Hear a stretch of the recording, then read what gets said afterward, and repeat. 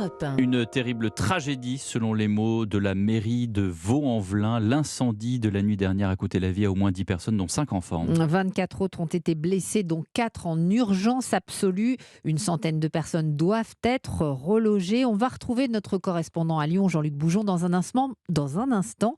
Mais d'abord, écoutez ce rescapé Younous, 22 ans. Il habitait au 6e étage. Moi je dormais et j'ai senti de l'odeur de la fumée. Je me suis réveillé d'un coup. J'ai ouvert la fenêtre de la cuisine et j'ai vu le feu partir tout en haut. Là j'ai averti mon père et mon petit frère et je suis parti au balcon. Là j'ai attendu les pompiers qu'ils arrivent et moi je les ai appelés quand même. Après là les pompiers sont venus, ils nous ont récupérés mais en dernier. Ils ont fait comment pour vous récupérer? Avec les cordes attachées au corps. Ils sont venus vous récupérer sur le balcon. Ouais, c'est ça. Tout le monde criait en fait. Les gens ils avaient peur. Il y a même une maman qui a sauté du balcon. Il y a eu même des morts en fait. Les gens ils tapaient sur les fenêtres, ils cassaient des vitres. Et à un moment quand je suis descendu, au deuxième étage, ça a tout brûlé à l'intérieur de l'appartement.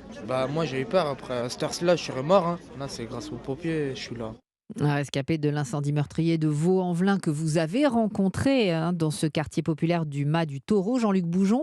Est-ce que ce soir, on a une idée des causes du sinistre ?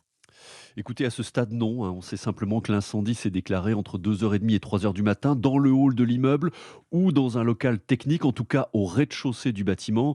Les premières constatations vont dans ce sens, mais pour l'heure donc, toutes les hypothèses restent envisagées, a affirmé le ministre de l'Intérieur, Gérald Darmanin, qui était sur place à la mi-journée. Je crois qu'il est encore trop tôt, il y a beaucoup d'hypothèses, il y a beaucoup de témoignages.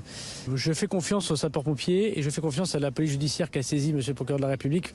Depuis 2 ans et demi que je suis ministre de l'Intérieur, j'ai toujours constaté que les enquêtes pour incendie avaient trouvé leur résolution. Donc si vous laissez quelques jours au service d'enquête judiciaire, monsieur le procureur communiquera sur les raisons directes et indirectes de ce terrible incendie. Voilà, donc aucune piste n'est écartée à ce stade. Simplement, ce que nous rapportent de nombreux témoins ou riverains sur place depuis ce matin, c'est que ce hall d'immeuble est un point de deal régulier, que des jeunes le squattent très souvent, terrorisant les habitants, qu'ils y avaient même installé un canapé et des matelas pour manger, boire ou fumer en journée, le soir et même la nuit. L'hypothèse d'un incendie provoqué de manière accidentelle ou volontaire est donc très sérieusement étudiée, sans qu'on puisse non plus négliger le fait que cet immeuble était vétuste, notamment son réseau électrique, et qu'il faisait l'objet d'un plan de sauvegarde depuis plusieurs mois, devant conduire à sa rénovation.